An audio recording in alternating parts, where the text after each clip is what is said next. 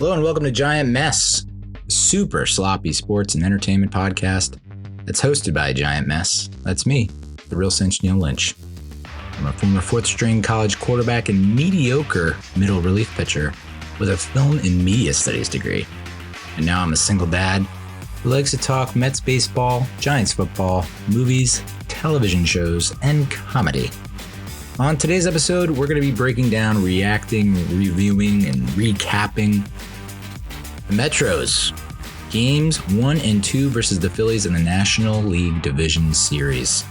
Stole one at the bank, almost stole two. We'll take a look at what went right, what went wrong, and how we can clinch this series and move on to NLCS at Citi Field and not go back to Philadelphia. So without further ado, let us get started up in here. All right.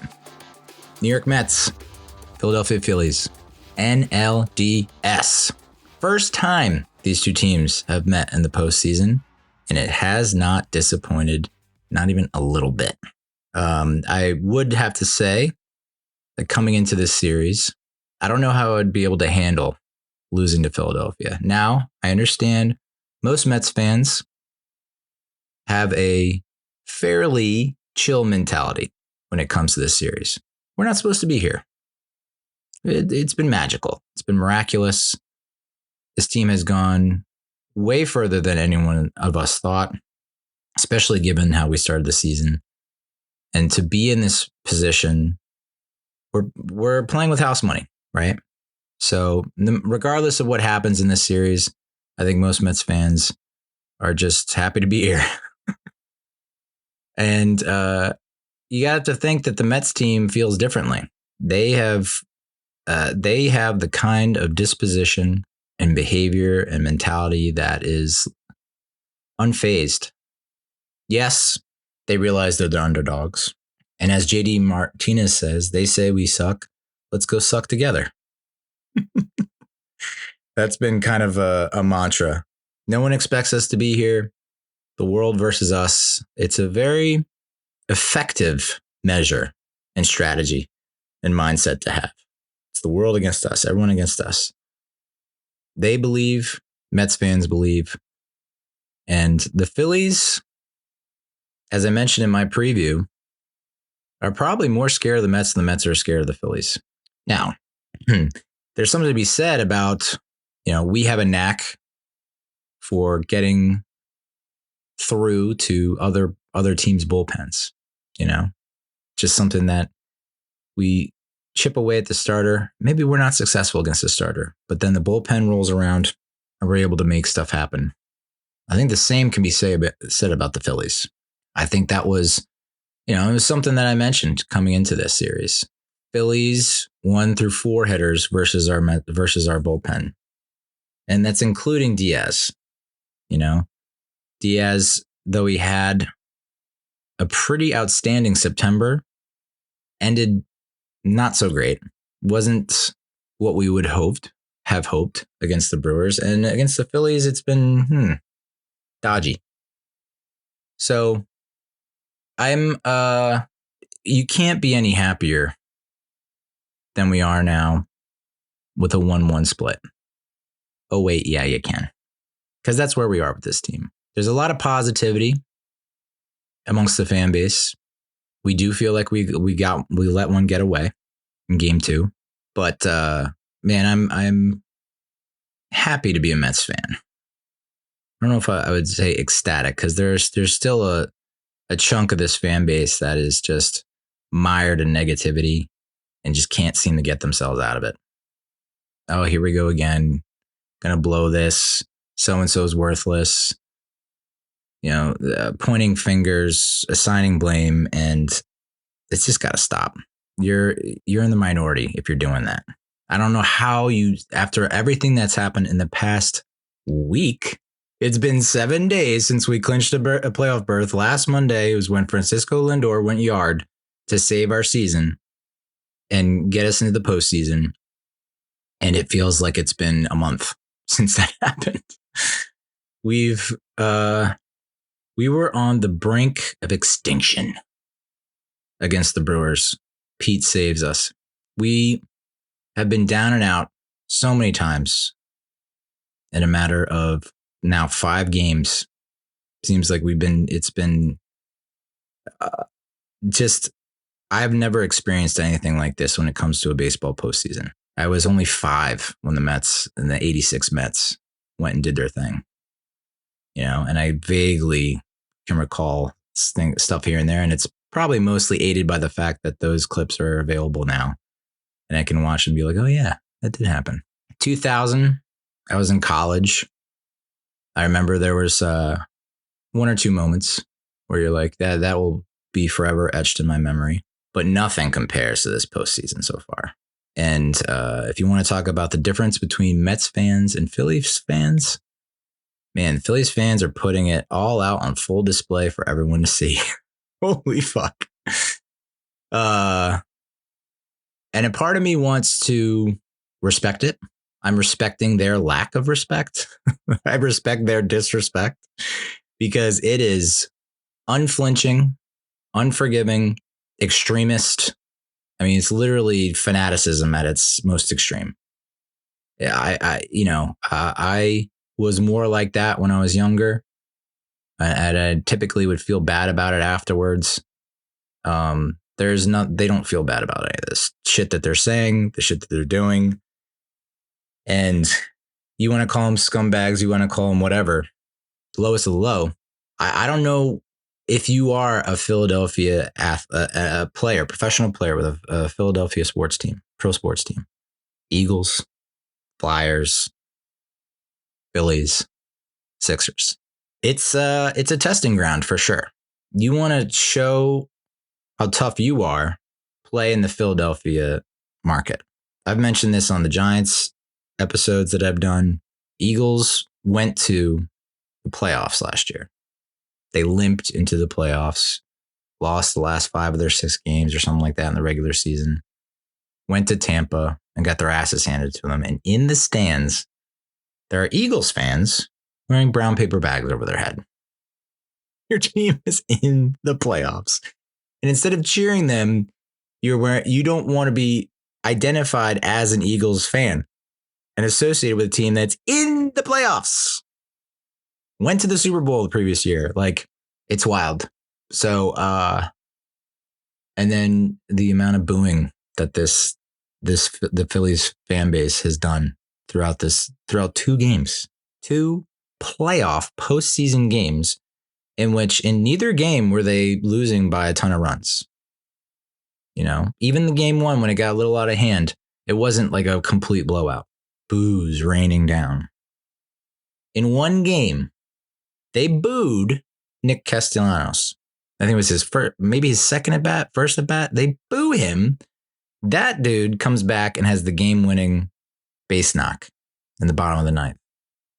And they're going nuts for him. It's just like, so I don't know. I mean, I would love to do like a survey of Philly pro sports athletes, guys that have played for Philly sports teams, and just being like, what would you have preferred anything else?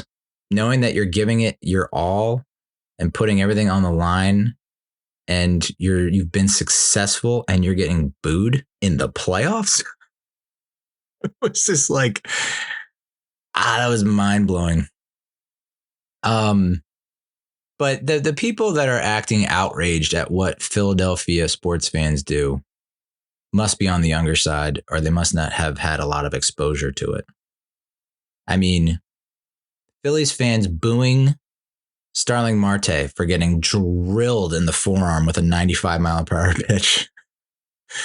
Booing Brandon Nimmo, who got truck sticked by his own guy, Mark Vientos, on a pop-up. Just booing left and right. Booing, booing, booing. And it's interesting because, was it Trey Turner? I forget who it was for the Phillies. Mired in an awful slump. I think it was last season or the year before when they went to the World Series. And they all decided instead of booing, they were going to cheer.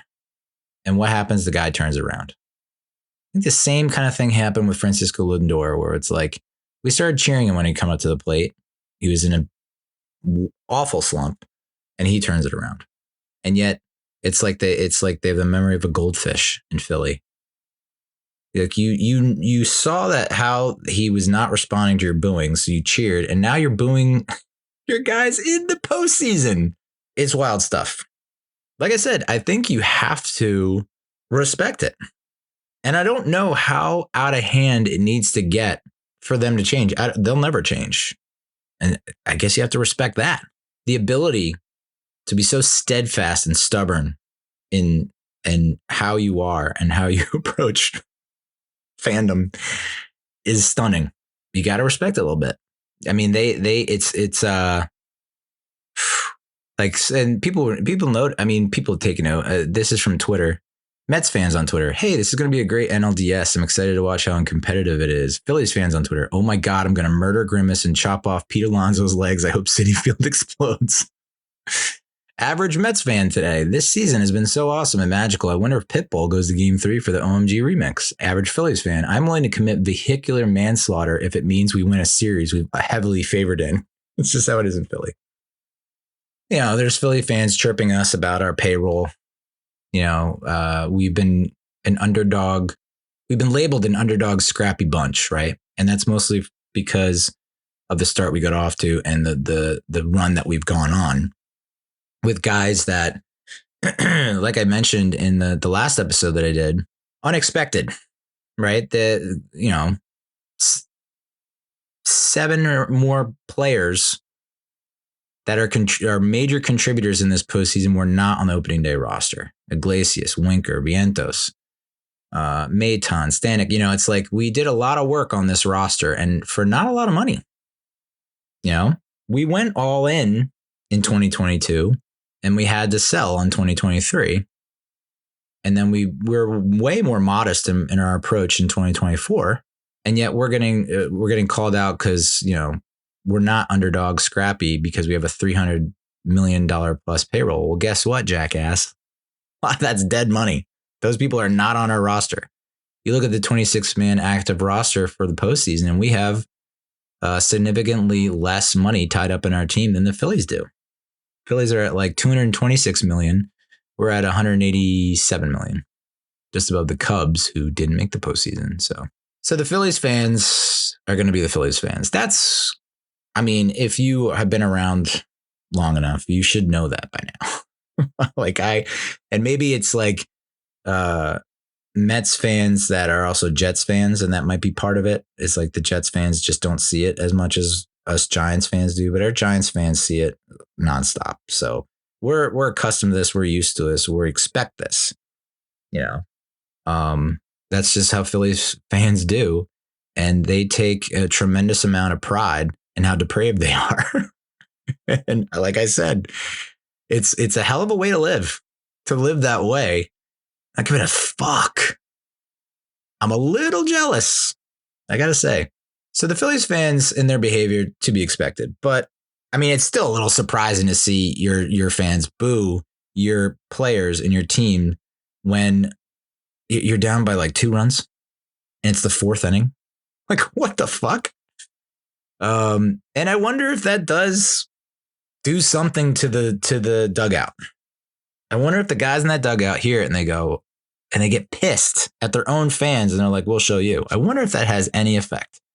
They're not going to say it publicly. They'll be like, oh, no. We're not even thinking about that. We don't even think, it's Philly. What, blah, blah, blah. There's got to be something on a subconscious level. It's like, you motherfuckers. It's never good enough for you, huh? So it's wild to have Philly embrace something like they did in the run in 2022, and to a lesser extent 2023. That positivity that's like atypical for that market, and then this year that kind of going back on it a little bit. I don't know, like retreading from that, but retreating. We've all known that this is a little more unexpected, and it's so blatant that it's driving the entire Mets fan base nuts. Coming off of what was a truly awful ESPN broadcast of the wild card, Mets Brewers wild card series, truly awful. I mean, like, everyone's in agreement that was just blatant and horrible. You'd think, all right, I think Fox knows a thing or two. They have experience in postseason baseball for a long time. But why would I give them credit? Why would I think otherwise? They are as bad as the ESPN broadcasts, or possibly worse. These fucking broadcasters suck. AJ Pierzynski is horrendous at his job. The absolute worst. And it makes me think that the production crews for ESPN and Fox know that the Mets have a very intense fan base and are probably more sensitive than most fan bases and are just needling. We're going to needle these assholes. And it's called enragement. I brought it up the last episode. There's engagement, right? That's what is like a key metric for success for a lot of these media companies. And so engagement is crucial. You need to engage with your audience, have them like, share, comment, blah, blah. And then there's enragement, something I learned at Sportsnet New York when I worked there, that there are people that it's a level of trolling. It's trolling in its finest form, knowing that you're going to get a fan base riled up and you're going to get them reaching out and lashing out and being outraged and whatnot. So that's what I'm going with. That's what I think is happening with the ESPN broadcast and the Fox broadcast. They're saying to themselves, okay, we're in Milwaukee. The home team is going to be home team fan base is going to be electric, loud. We're going to play into that. The Mets are the enemies. We're going to downplay them. Right? We're going to favor the favorites, favor the favored team, the higher seed. We're going to go lean on them and be in their favor because we know that it's going to piss off Mets fans. And if we're so pro Mets, we're not going to get the same level of engagement. And I think Fox has followed suit. The fact that we have to listen to Adam goddamn Wainwright on commentary sucks. The guy who ended our run in 2006, he's now one of the main broadcasters and commentators. And then AJ Pierzynski just doesn't know what he's talking about. I mean, like, I don't know how many times he talked and it was just like, you're getting paid for this? Wow. Despite how good Phillies pitching has been, when we did the preview, we said, all right, the edge goes to the Phillies in terms of starting pitching and bullpen. Starting pitching has the slight edge. Their bullpen has more of an edge, but pitching overall, they have the edge in pretty much most, or if not all categories, just by a little bit. And you look at some of the numbers that their pitching staff has put up, and it's like, yes, they're among the top-notch elite, but we had confidence that we've shown and proven that we can win against Zach Wheeler and Aaron Nola. We're 12-3 in games where they've started since the start of the 2022 season. So what I didn't know at the time of my preview, the expectation was that on our side, Tyler McGill was going to get the nod in game one because, we did throw David Peterson to seal the deal in game 3 against the Brewers, do or die game. He got his first ever save, no big deal. Biggest postseason game in Mets history, recent Mets history. And we have a guy who's never saved a game, saving the game. And so there was a thought that can't bring Peterson back like that after such a emotional, intense, stressful outing. Some would disagree. I'm probably right there. Like he just feels like he's a beast at this time. And then almost like a WWE announcement, a pop at the Royal Rumble, Kodai Senga is named the starter. And we all lose our minds. Surprise, surprise. Kodai Senga, who has only pitched in one game this year and got hurt in it, has missed pretty much the entire season after we were told repeatedly, literally it was every week, every month.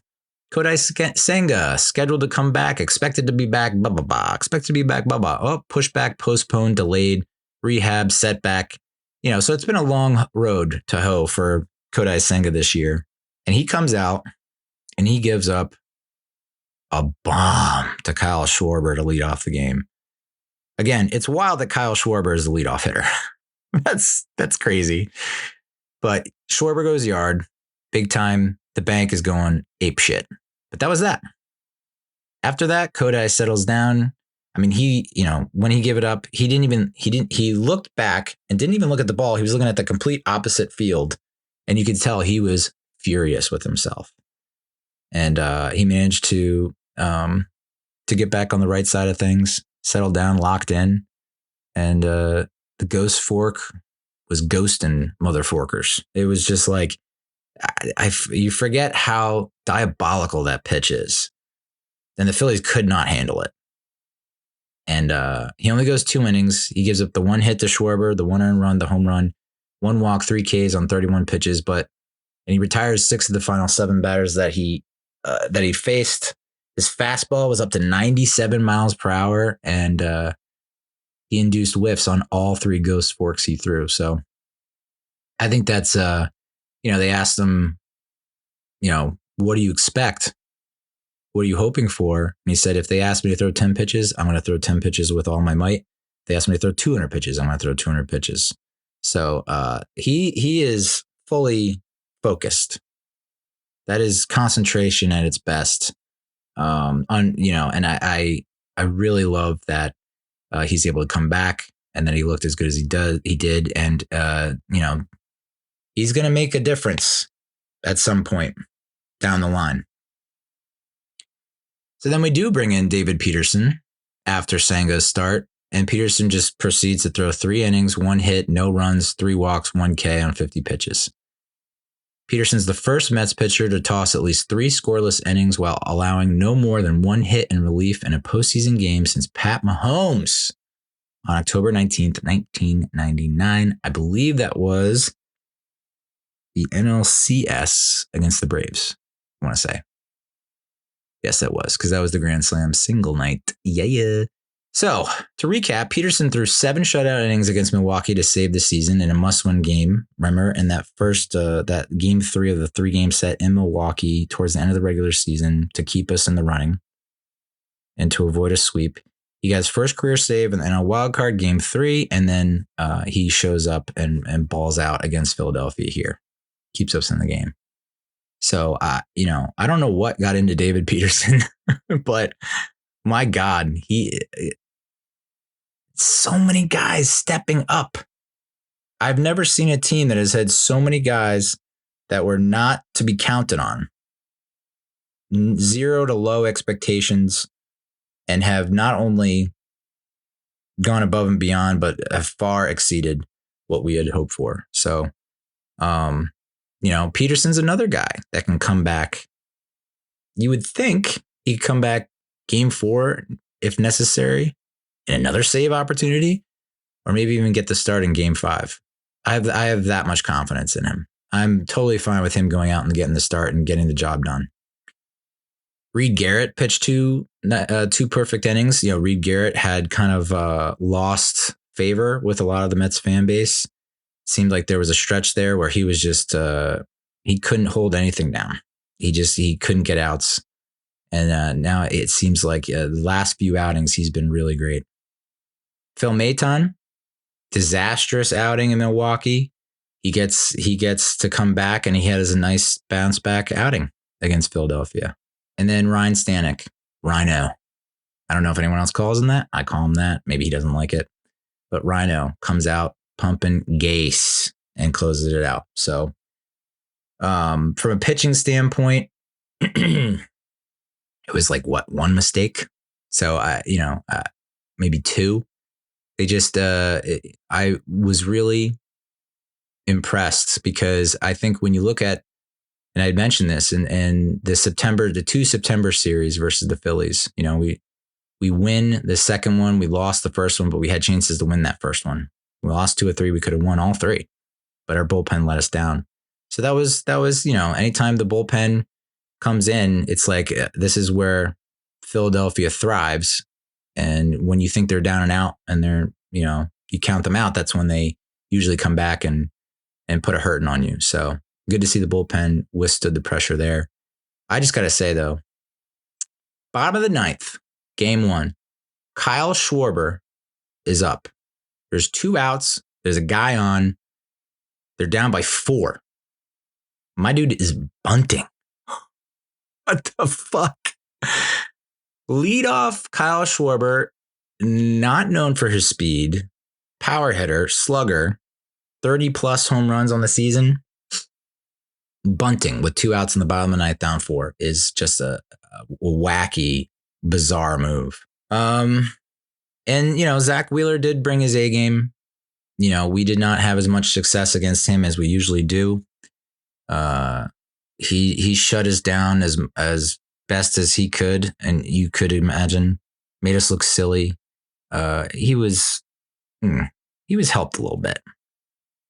Wheeler is the first person to throw at least 111 pitches in a postseason game in 4 years. The last was Tyler Glasnow in the 2020 World Series Game 1.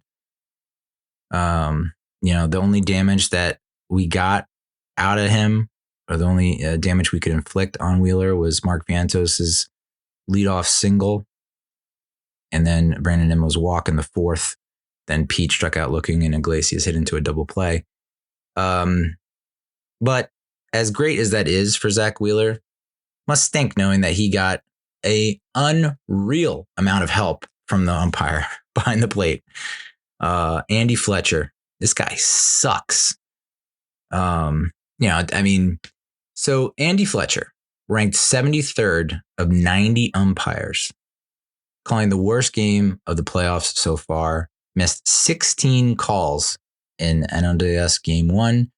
Of those 16 bad calls, 11 went against the Mets.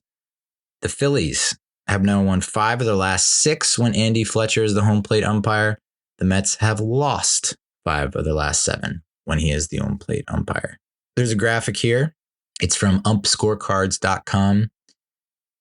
His overall accuracy was 93%. I guess the expected accuracy was 94%. Relative accuracy was negative 0.6% below the expected. 1 fewer correct calls than the average umpire. And overall favor was +1 runs for Philadelphia. So the Mets had minus 0.68 and the Phillies had plus 0.32. Overall consistency, 7 called balls inside the EUZ, estimated ump zone, and 4 called strikes outside the estimated ump zone.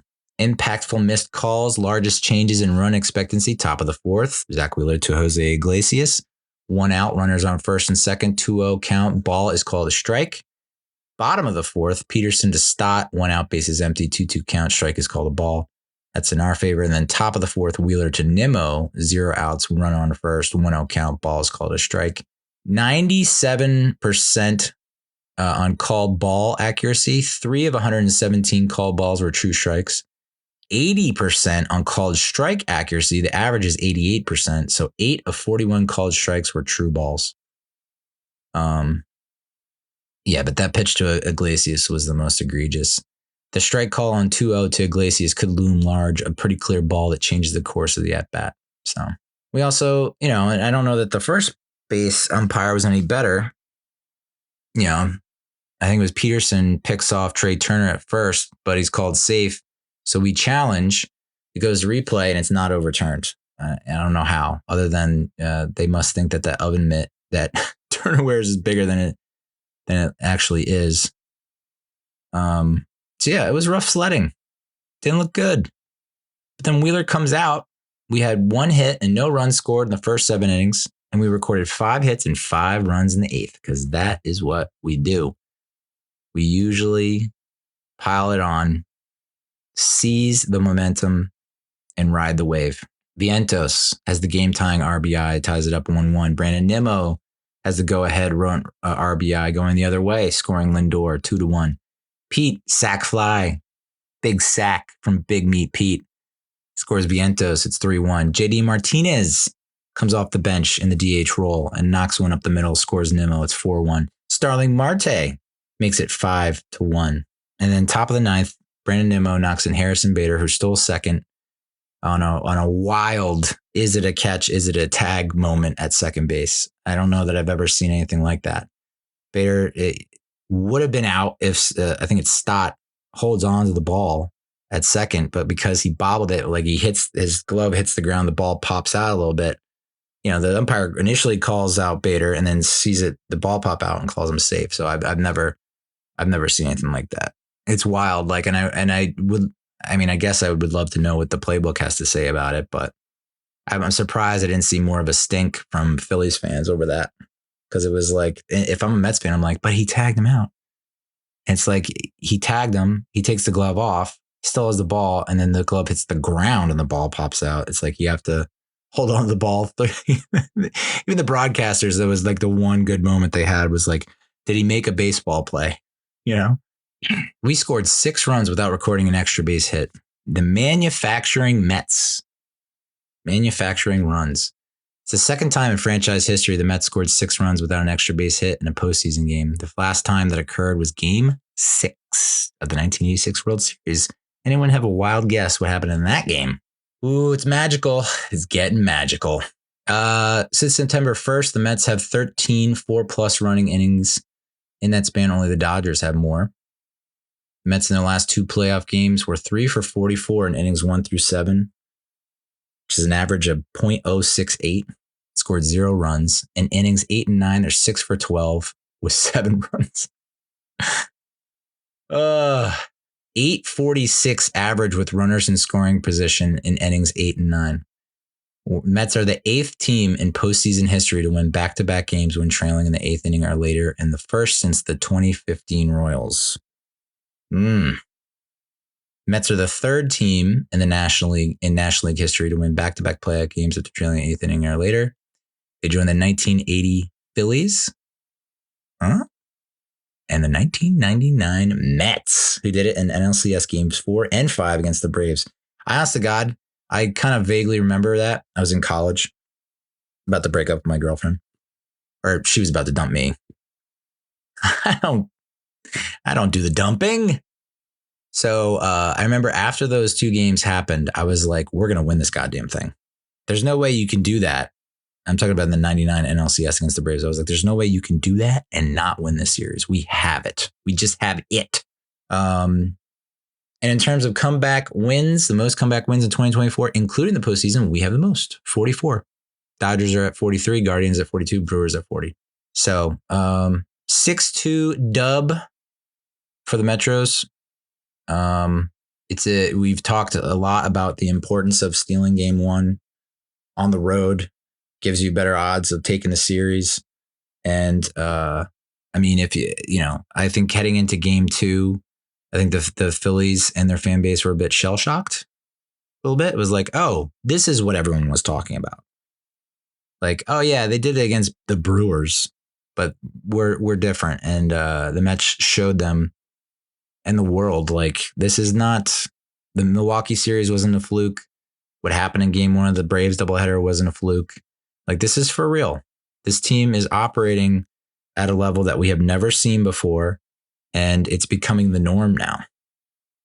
And I think that still has a lot of experts and people kind of flabbergasted. Like, well, this can't continue. It's just not feasible. It's not possible. And the Mets have defied logic. Fucking love it, guy. So then game 2 comes. This is Sunday, October 6th. Sunday, October 6th was one of the wildest days of my goddamn life in terms of sports fandom. I'm a Mets and Giants fan. And both the Mets and Giants were putting on 2 of the most memorable games I've ever seen in one day at the same time. Giants were playing at Seattle, at the Seahawks, 4:00. Mets were playing at Philly, the Phillies, 4:00, simultaneously happening. I got the Giants game on the iPad on mute. I got the Mets game. I should have been on mute on the big TV. And I think that's what we Mets fans have to do and remember. Like, hey, you have options here. It's not the best of options, and you have to play it the right way and try and sync it the right way. Just mute the goddamn TV and put on Howie Rose on radio. Yes, it won't be synchronized, but you'll go through a lot less. You'll be a lot less disgruntled with the final product and the outcome, because it was banana land how these broadcasters. I mean, there was a play where Castellanos makes a decent sliding catch, not like the wildest thing I've ever seen. Wasn't that spectacular, and they lost their minds. Meanwhile, it's like Brandon Nimmo go ahead home run, little to no excitement. It's just, it's clear as friggin' day. And I don't know. I mean, we have Mets fans saying they should be ashamed of themselves, but I think they revel in this. I really do. I think those broadcasters love sticking it to the Mets, and they love the reactions that they get from us. So it's not going to end anytime soon. And to that, I say, mute. Howie Rose is a legend, an icon. He's in the Hall of Fame, and he's in our hearts. And why deprive yourself of someone of that caliber and magnitude, of that prestige? Just go with Howie Rose. I should have learned my lesson a long time ago. My mom constantly comments on how she has to listen to the other team's broadcasters because she has the MLB package because she's out of the New York metro area. And it's very simple. Howie Rose. So we roll into game 2. We got Luis Severino on the mound going against Christopher Sanchez, not Aaron Nola. And we find out in the pregame that Christopher Sanchez is pretty friggin' awesome at home at the bank. And he is atrocious on the road. So they're going to save Aaron Nola for game 3 because they figure the pressure will be on and he'll be able to handle it. Whereas Christopher Sanchez probably wouldn't and is better suited to start at home in game 2. And so that was the reasoning behind that. When I was doing my preview, I was mentioning that this guy is known for his changeup. He has a super changeup, as they say. And that thing is legit. That thing is, we just looked, we could never get a good handle on it throughout the game. But Sevy came to play. 11 postseason starts for Sevy. And through 2 innings, he was averaging 97 miles per hour on his sinker and his four-seamer, which is a tick up from where it normally is. I think you're seeing that across the board for a lot of the Mets pitchers. They're just fucking hyped and amped. And that adrenaline is coursing through their veins, and they're using it to their advantage. We get the home run from Mark Vientos. I mean, Vientos, I don't know. I mean, MVP of the postseason so far? Probably. He hits his first career postseason home run. It's a 2-run shot, giving Vientos 5 RBIs in his first 5 career playoff games. In terms of the Mets, who are under the age of 25 with a double and a home run in the same postseason game, just one guy, Mark Vientos. Most RBIs by a Met in their first 5 career postseason games. Alfonso and Delgado was 6. Ken Boswell, Rusty Staub, Darryl Strawberry, Daniel Murphy, and Mark Vientos. So in good company there. Severino goes on to set down 10 of his last 12, of the last 12 Phillies he's faced. And this is when the Boo Birds came out for Philadelphia. They started in the 4th inning. Nick Castellanos actually takes a pitch, which he's known for being a first pitch swinger. He's known for chasing. He's known for being a free swinger. He's a hit at orgies. And he decides to take a pitch, and they give out a little sarcastic cheer to that. I mean, just like insane stuff that I never thought I would ever see. It's like, as much as I kind of expect this kind of behavior, it's still, they find new ways, man. So it's Mets 2, Phillies nothing in the top of the 5. Sevy's thrown 4 shutout innings, 5 strikeouts, 0 walks. Francisco Alvarez throws out Stott. Things are looking up, right? Because that was a concern going against Milwaukee, is that, man, this team can steal bases. They were perfect against us in the regular season. And then Alvarez kept them at bay during that series. And but with this game in particular, there was just it didn't feel like we were trying at all to prevent them from stealing bases. I mean, they were uncontested steals at second and third multiple times. But he does throw out Stott there. Pete Alonso looks like he's coming out of the slump. He has the Oppo Taco to make it 3-0. Big time home run. And then we get to the 6th inning. And that's when, in a span of 3 pitches, Philly ties it up. 2-run homer to Harper. The broadcast had mentioned a few times that they do not think that Bryce Harper has not shown the ability to catch up with Sevy's fastball when it's like letter high or higher, get it up in the zone. And that's what the you could see it, Alvarez is setting that up. He's putting his glove up, and that's what they try to do the pitch before. And then on 3-2, he missed big time. Sevy puts it right down the pipe, and Harper capitalizes on the mistake. And then Sevy hangs a curveball in the next pitch to Castellano, who ties it up 3-3. So Louis' final line: 6 innings pitched, 6 hits, 3 earned, 0 walks, 7 Ks, 91 pitches. At one point, I tweeted that he was vicious because he just had an unbelievable amount of confidence. You could see it. He's making guys miss, and he was like, he knew that was going to happen. And then it was honest to God, 3 pitches that undid him and the Mets' chances of winning. Just miss spots. And with those 2 guys, can't miss your spots. So, but these are a different kind of Mets. I think Mets of previous seasons, you'd be like, this is where we lose the game. This is it. This is what Philly does. They get behind. We think we got them right where we want them. And then it's in a blink of an eye, they're back in it or they're leading. And, but that wasn't the feeling that I had this go around. Just given what's happened over the past week. I just can't believe that it all can change in 1 week. But Brandon Nimmo comes up and gets the league right back. 108 miles per hour off the bat. It's now 4-3 in the top of 7. I think he even had some choice words for the Phillies dugout and for JT Realmuto, which is kind of uncharacteristic of Brandon Nimmo, but kind of like it. Like, look what you've done, Philly. You've turned an angel.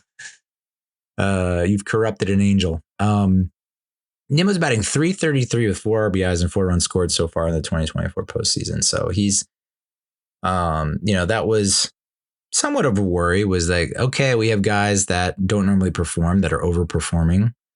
Guys coming out of the woodwork that we weren't depending on to be, our source of productivity. But then, and we were concerned that, okay, Lindor's playing out of his mind, but Nimmo's struggling.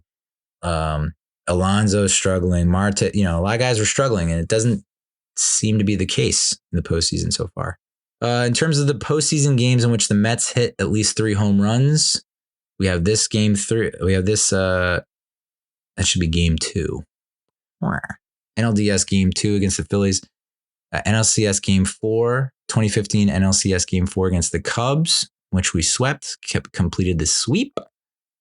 Game 4 in the 2006 NLCS against the Cardinals, we had 4. 1999 NLDS game 1 versus the Diamondbacks. I believe Alfonso went deep a couple times in that game. Game 3 of the 86 World Series versus the Red Sox. Game 3 in the 1969 NLCS versus the Braves.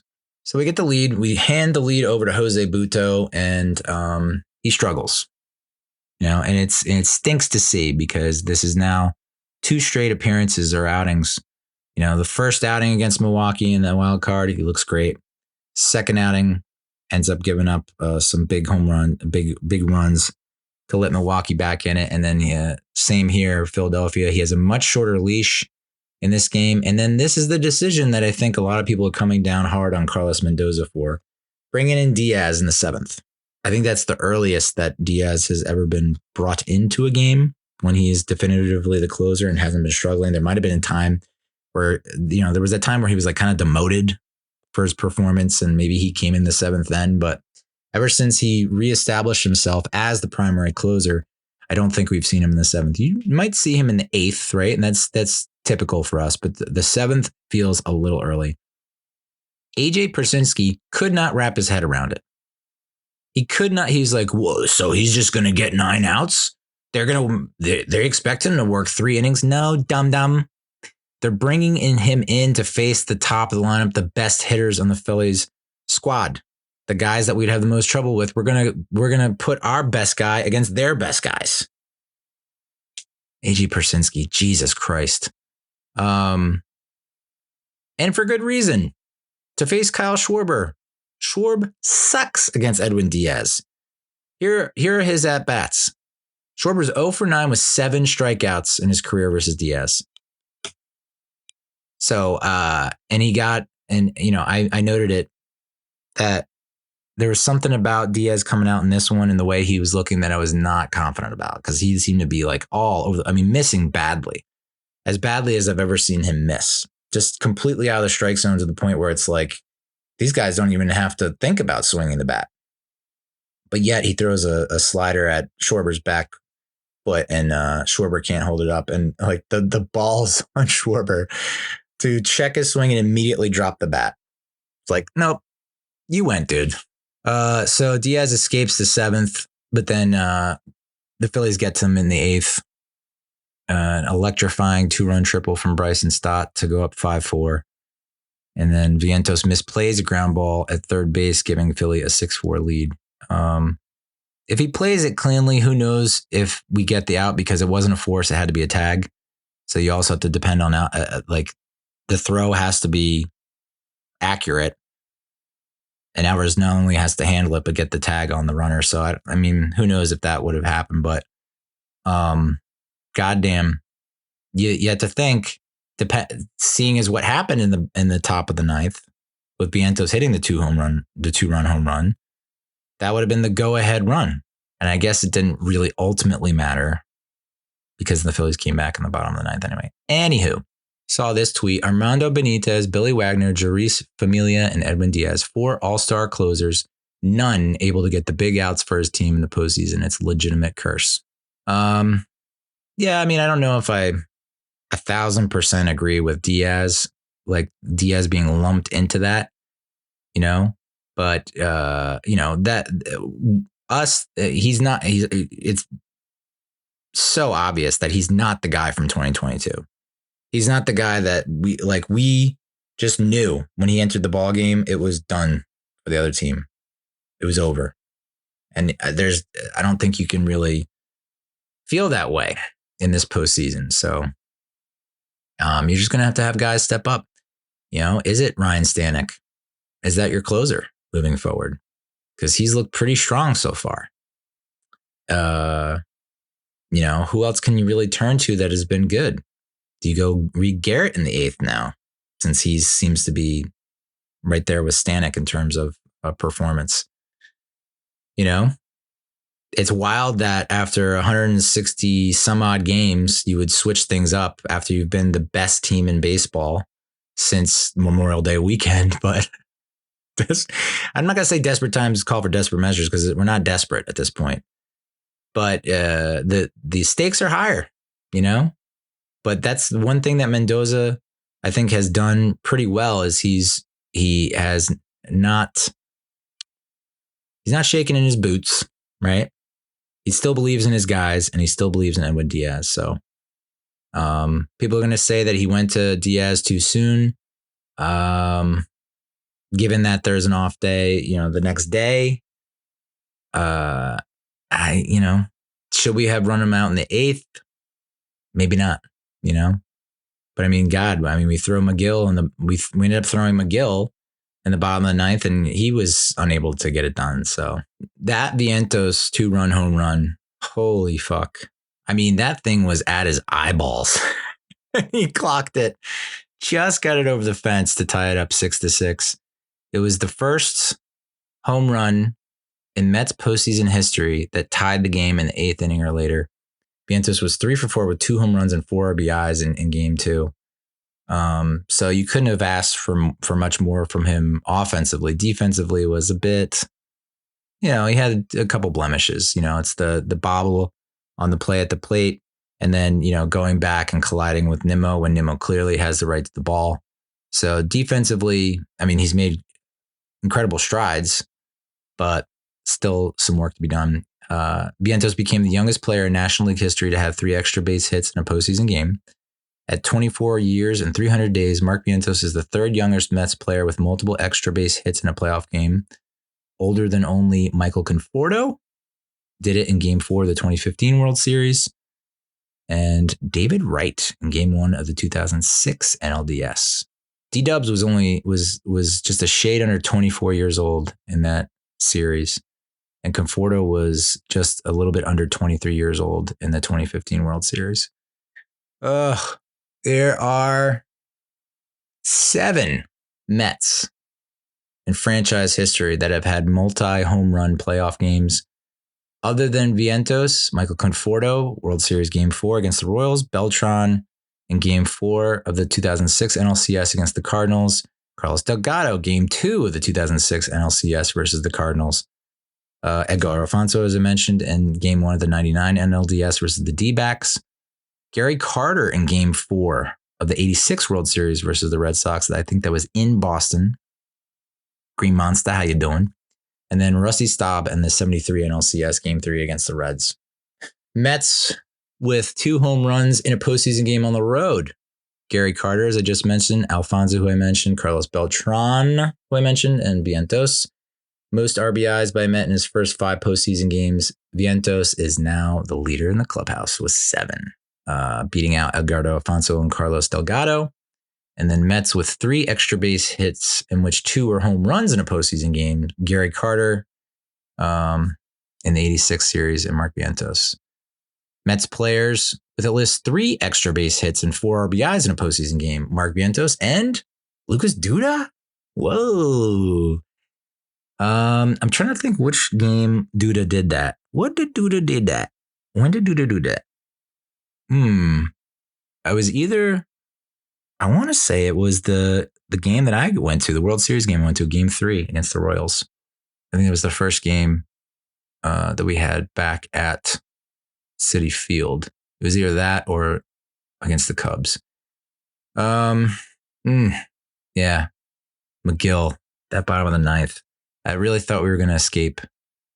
He walks Trey Turner and Bryce Harper with 2 outs to create the jam. First and second, 2 outs, 1 and 2 count, and Castellanos hits the line drive to send the Phillies to victory. I mean,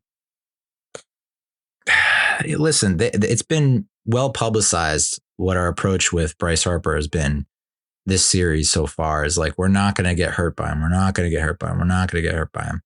And so in a way, we're pitching. It's like you could say we're pitching smart, but I think some other people are saying that we're kind of pitching scared. It's like that. When Diaz faces off against Harper, it's like he's not even coming close to the strike zone. So if that's the case, I don't know. It's like, just put him on. Don't even waste your arm and the pitch is there. I disagree with, all right, we don't want him to hurt us, but I think at some point you need to attack, because what you're saying is, okay, Harper's not going to kill us, but we don't think Castellanos will. Well, guess what? Castellanos has. Yes, Harper killed us with the 2-run home run, but then, what? You were going to walk Harper there, and then Castellanos hits the home run anyway. So I just, I hate pitching scared. I know that, that was pretty, it got the most ridiculous with Barry Bonds towards the end of his career, where it's like in the World Series, he's getting walked every single time he's up at plate. I disagree with it. I think if you were to show, I don't know, I just would show a lot more confidence in your guys and be like, here's where we know he has trouble. We're going to try and come up and in, up and in, up and in, up and in, up and in, and just hammer that home. But so there were 5 lead changes in this game. The Phillies own the best home record in baseball in the regular season. So to steal one from them is a major victory, and to almost get 2 in that friggin' ballpark, you can't overstate how important and critical and amazing that was. So, I think it was a universal consensus amongst Mets fans that, yeah, it sucks to lose, especially in that way. But wow, did we stick it to them? And we went punch for punch. So it's got to do wonders for your team, knowing that you're in the same class as these guys. The Mets traveled approximately 4,171 miles since their regular season finale at Citi Field. They went between time zones. Went to the Philadelphia. I mean, it was literally Atlanta, Milwaukee, Philly. And we're now got our home game in the postseason, all knotted at one, with a chance to get on the friggin' doorstep of moving and advancing along. We just played 5 straight postseason road games in hostile environments. And now we get to come home for the 2 games for the first time in 3 weeks. So it's like, if you're the Phillies, it's like, thank God we got game 2, but holy shit. They got to feel like they got to step it up a bit. And that they, even, I don't think that any of them really underestimated what the Mets were.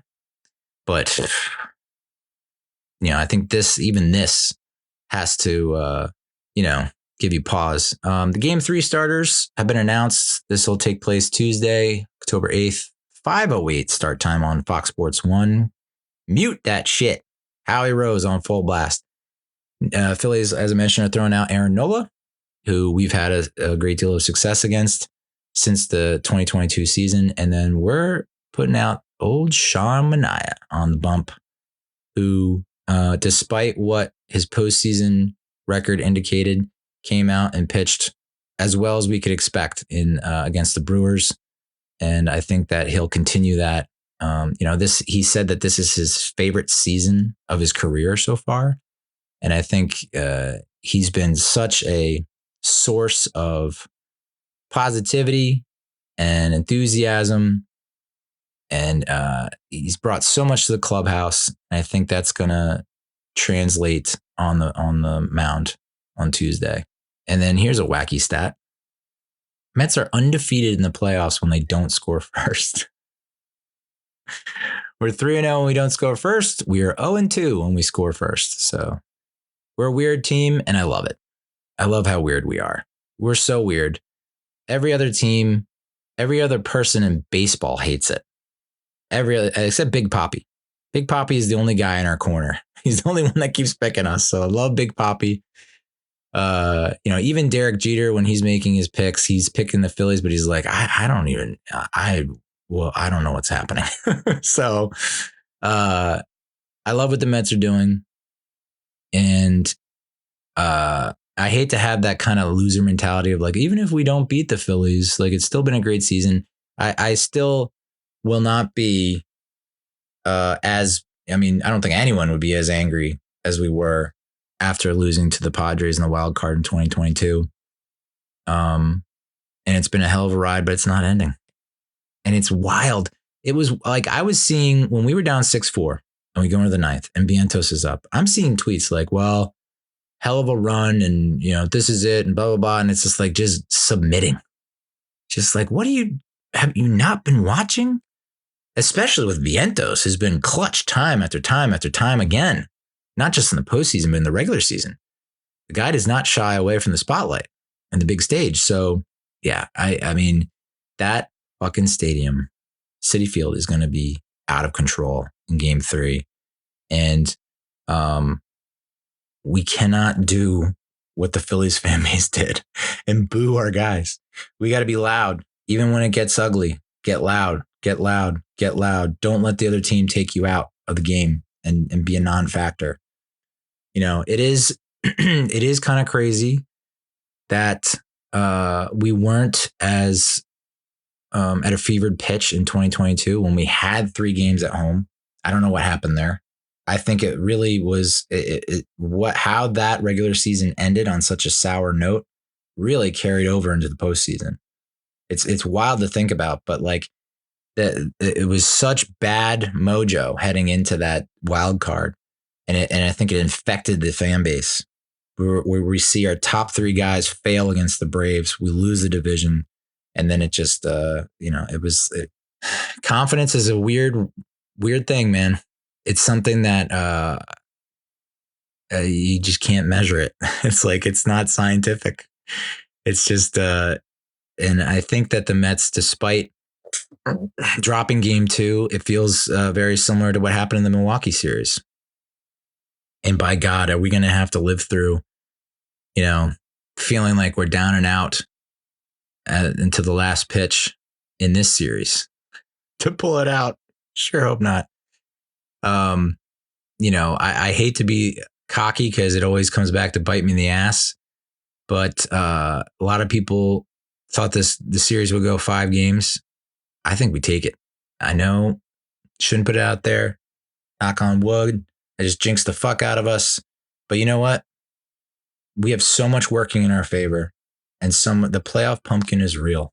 Okay, we have a playoff pumpkin on top of everything else that we've got going our way. I think Manaea comes out, and no, I think he dominates. I don't think he. I think he gets us. Would be great to get 6 innings. I think he definitely gives us 5. And I think it's not going to be smooth sailing, but that's where we are at our best, when it's rough waters, when it's choppy, it's ugly, and we're just going to put some stuff together. We really are. I mean, the kind of things that we're doing, no one has seen before.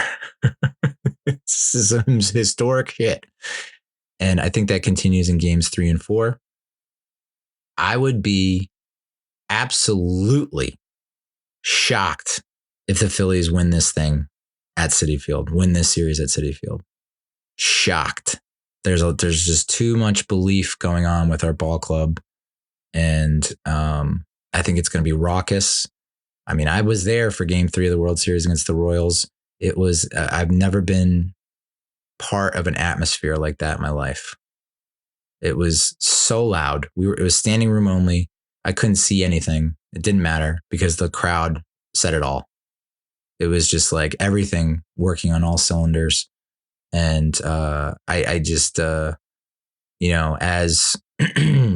as gutty and gutsy and as tough as the Phillies are, as greasy and as mangy as they are, I think they are fairly well suited for hostile environments. Coming from the Philadelphia market where your own fans are booing you, it's like, so they're probably well equipped. They're probably the best team to be the best equipped team to go into a loud, insane Citi Field. But I still think a human can only take so much. So we're gonna break their will. I don't see how we lose game 3. I just don't see how we lose it.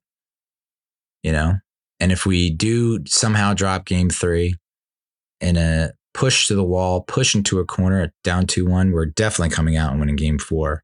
And then I don't know what's sweeter, ending the Phillies season on our home turf or ending it on their turf. Oh boy, you want to see the Philly fan base lose their fucking shit. Just let the Mets win game 5 in the bank. All right, that's enough of that. Can't wait for all the death threats. Thank you so much for listening. Thank you so much for watching. And let's go Mets. Let's fucking go Mets. OMG, y'all. Adios, muchachos.